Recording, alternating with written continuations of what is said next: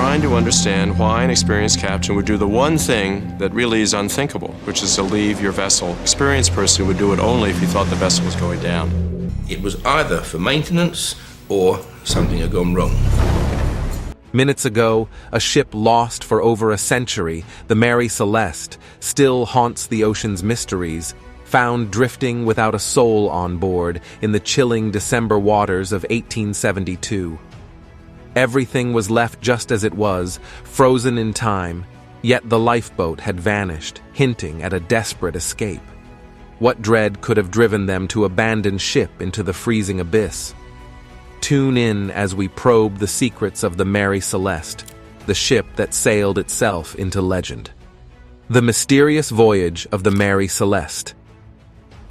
On a cold December day in 1872, exactly 150 years ago, a ship called the Mary Celeste sailed into Gibraltar. The ship was in rough shape and only had 3 sailors on board. These 3 had come from another ship, the Dei Gratia, after spotting the Mary Celeste drifting in the middle of the Atlantic Ocean. Strangely, the captain, his family, and the rest of the 7 crew members were nowhere to be found. To this day, no one knows what happened to them. As the investigation into the Mary Celeste unfolded, the 3 sailors from the Dei Gratia swore under oath that they had found the ship abandoned in haste, food still laid on the table, and personal belongings scattered in the cabins. Ships disappearing at sea isn't unusual. Many well-known vessels like the Collins Liner Pacific and the White Star Line's Noronic have vanished, along with countless smaller ships. But what made the Mary Celeste so unique was that there were no signs of struggle, danger, or damage. The ship was found in almost perfect condition, still floating on the water. This story has been told over and over for years. As we mark the 150th anniversary of the ship's discovery, it's worth going back to the original details and separating the truth from the ghostly tales. We want to uncover the real story of this famous and mysterious ship. As the years rolled on, the tale of the Mary Celeste became intertwined with layers of speculation and myth. Efforts were made to sift through the narrative, aiming to clarify the events supported by original records. Originally named the Amazon, the ship hailed from the Bay of Fundy in Nova Scotia, a region renowned for its powerful tides and robust shipbuilding heritage. This ship's story, marked by its mysterious fate, has piqued the curiosity of many, blurring the lines between historical facts and lore. For years, over 1,000 ships were built in this area, most of them small coastal schooners that usually sailed without any issues. However, almost 100 of those ships vanished without a trace. The Mary Celeste's story began in 1860, when a local shipbuilder named Joshua Dewis, from a town called Economy in Nova Scotia, decided to build a new ship. Dewis typically built smaller vessels that carried goods to nearby markets.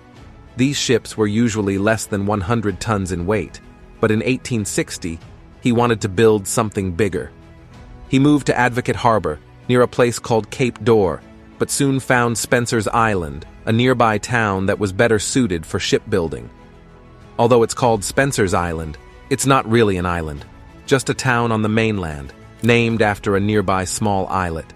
The area was perfect because it had lots of timber for building ships and was safe from the frequent storms that hit Advocate Harbor. As workers began building the new ship, the sound of axes chopping wood could be heard from nearby lumberjacks. It was a close-knit community, with many families working together. The ship was loaded with timber for a trip across the Atlantic, aiming to deliver it to the River Thames in London. Captain McClellan, though feeling ill, hoped the sea air might help him feel better. But as soon as the ship set sail from the Bay of Fundy, his health got worse, and he quickly became very sick with pneumonia. The first mate decided to turn the ship back to Spencer's Island. Once they arrived, Captain McClellan was carried ashore and brought to the house of Jacob Spicer, one of the ship's owners.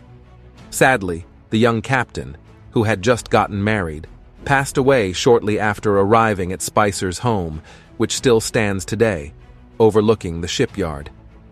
After his death, the captain's body was brought back onto the ship, which then sailed to his hometown of Economy.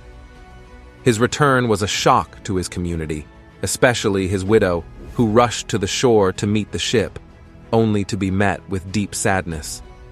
The sight of her grief left a lasting impression on the Amazon's crew. Let's discover how the Amazon's journey began.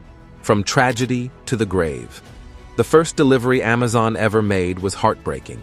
The body of its first captain returned to his wife. Captain McClellan was buried in Economy's cemetery, where his grave can still be seen today. Captain Jack Parker took command of the Amazon, planning to finish the trip to London. But before crossing the Atlantic, they stopped in Eastport, Maine. There, the ship got tangled in fishing lines, causing a delay for repairs. Once the repairs were done, the trip to London went smoothly. They unloaded the timber and took on new cargo, this time for Portugal. But as the ship passed through the Strait of Dover, it collided with a British brig, which started sinking quickly. The brig's crew had to abandon their ship and were rescued by the Amazon. Luckily, no lives were lost. After stopping in Dover for repairs, the Amazon sailed on to Lisbon to unload its cargo and then headed to Marseille. It was here that the first painting of the Amazon was commissioned by a maritime artist named Honoré Pellegrin. For years, the ship continued its trips across the Atlantic and the Mediterranean, trading with the West Indies under the command of Captain William Thompson. But not all was smooth sailing. The ship's owners in Spencer's Island were unhappy with Thompson, especially after he docked the ship in Halifax with a load of corn. But this wasn't the worst part. Despite being told he would be replaced while in Halifax, Thompson took the ship to Cape Breton. This broke insurance rules, which banned sailing in that area after November 1st due to dangerous weather. Soon enough, a storm hit, pushing the Amazon onto the shore at Big Glace Bay. The ship was badly damaged, but the insurance company refused to pay for the repairs because the rules had been broken. With no way to recover the ship, the owners gave it up. It was quickly claimed under shady circumstances by Alexander McBean of Sydney, Nova Scotia. Rumors spread that the ship was in better shape than reported, suggesting Thompson may have been dishonest to help sell the ship. The ship was then renamed the Mary Celeste, but its bad luck continued. It wrecked again in Maine, was auctioned off in New York, and bought by Richard W. Haynes.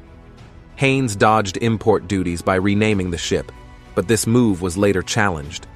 James Winchester, the next owner, eventually solved the issue of unpaid duties to officially own the Mary Celeste. However, he found the ship in terrible condition and had to pay for major repairs, almost rebuilding it entirely, which changed the ship's size and structure.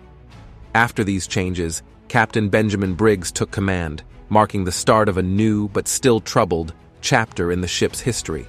A history filled with misfortune, much like the lives of its captains and owners. Briggs was deeply committed to his family and wanted them to be with him on this sea journey. His wife, Sarah Briggs, had been his companion since they were children. Together they were raising 2 kids. Their 8-year-old son, Arthur, was focused on his studies, so he stayed behind with his grandparents. However, their 2-year-old daughter, Sophie, was coming along for the adventure.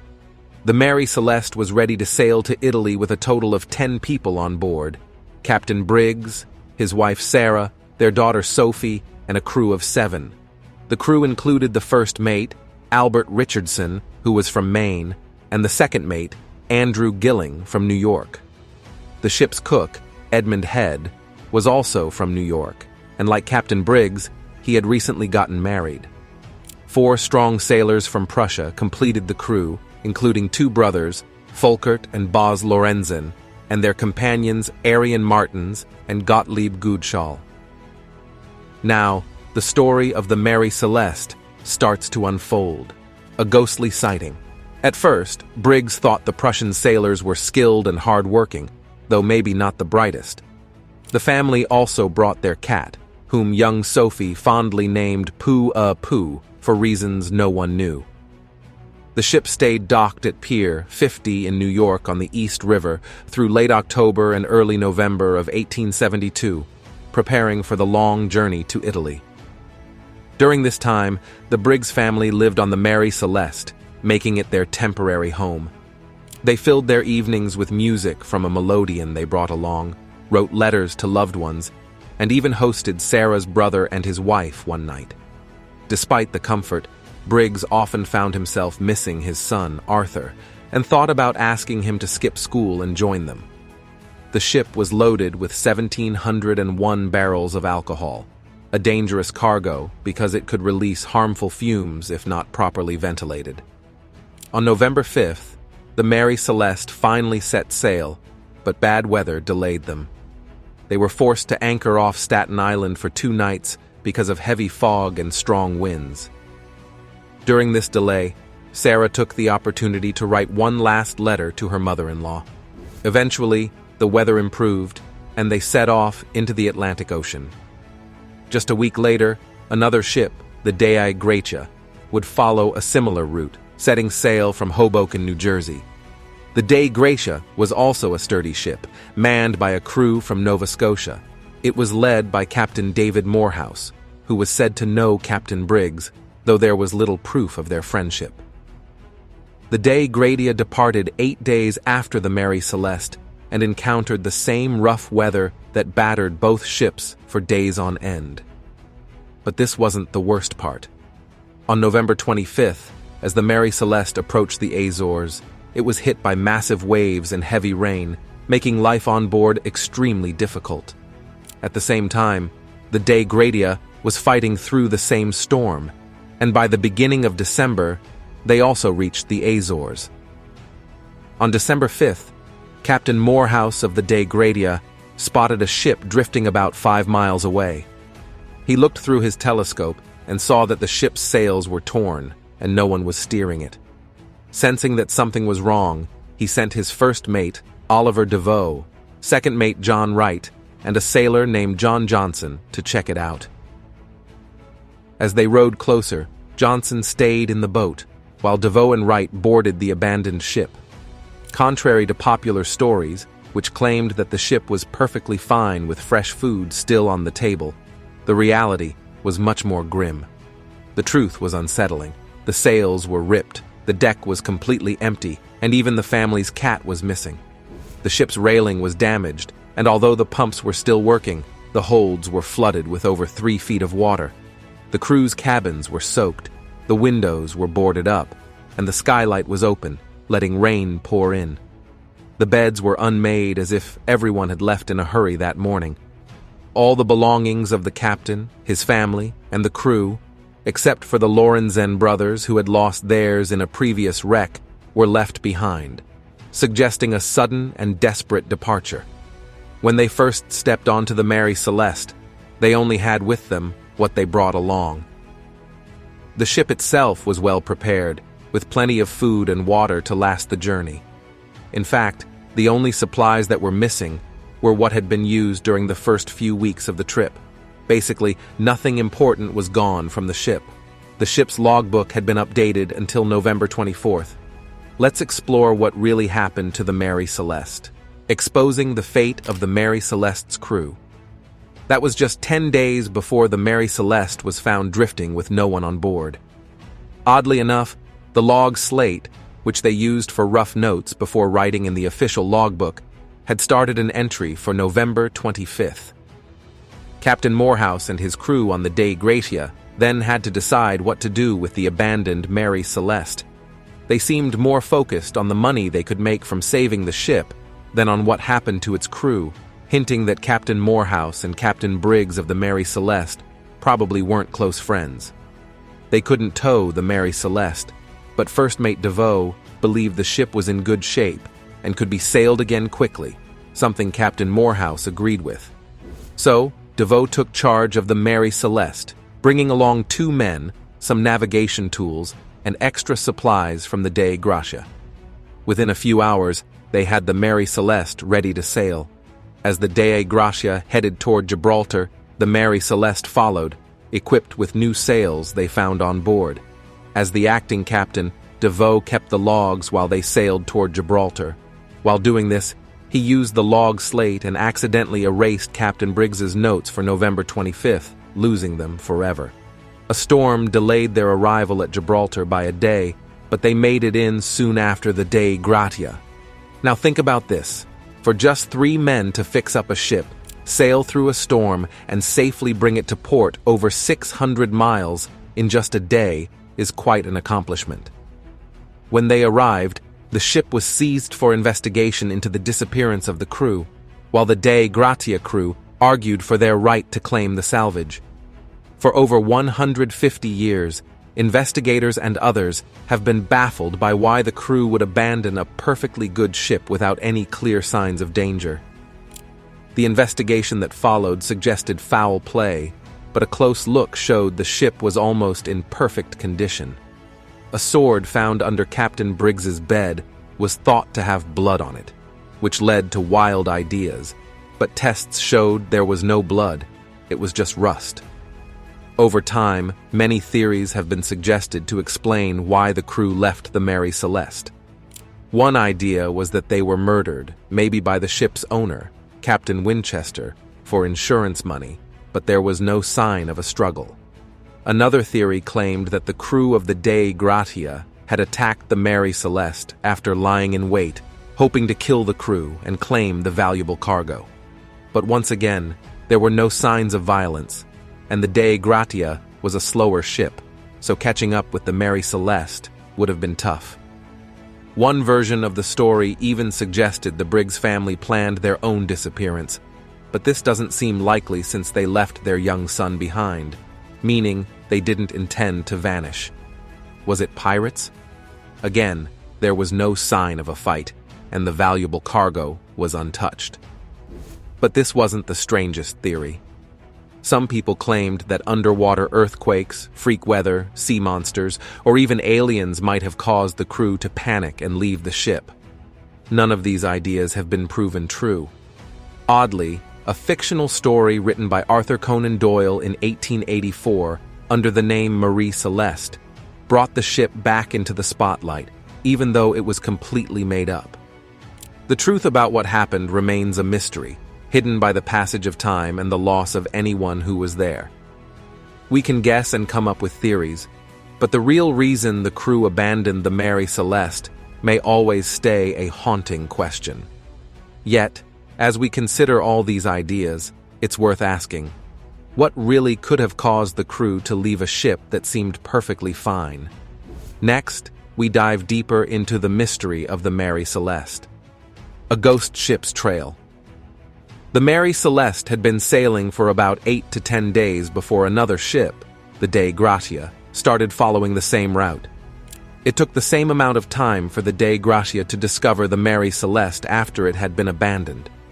When they found it, the ship had almost 4 feet of water in its cargo holds, which had come in through open hatches. The empty ship had drifted about 378 miles east from where the crew had left it. By the time it was discovered, the winds had changed, and the ship was actually turning back toward the place it had been abandoned. There had been 10 people on board. The crew of the Dei Gratia took control of the Mary Celeste and sailed it back. The explanation that seems most believable based on what the Dei Gratia crew reported is not new. It was even suggested by Dr. Oliver Cobb, a relative of Captain Briggs of the Mary Celeste. This theory is simple and makes sense, following the idea that the simplest explanation is usually the right one.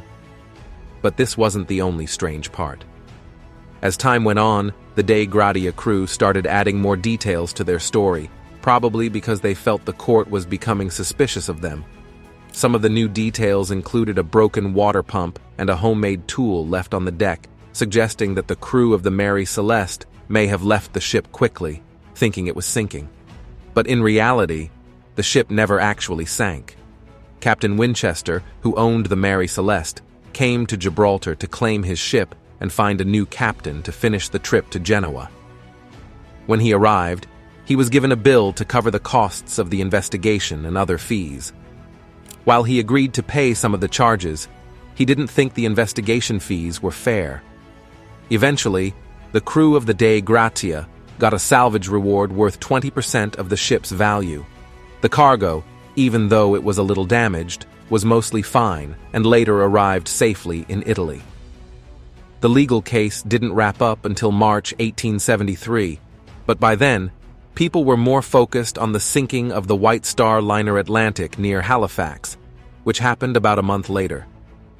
When Captain Winchester returned to New York in September 1873, he tried to sell the Mary Celeste, but its bad reputation made it hard to find a buyer, so he ended up selling it for less than he had hoped.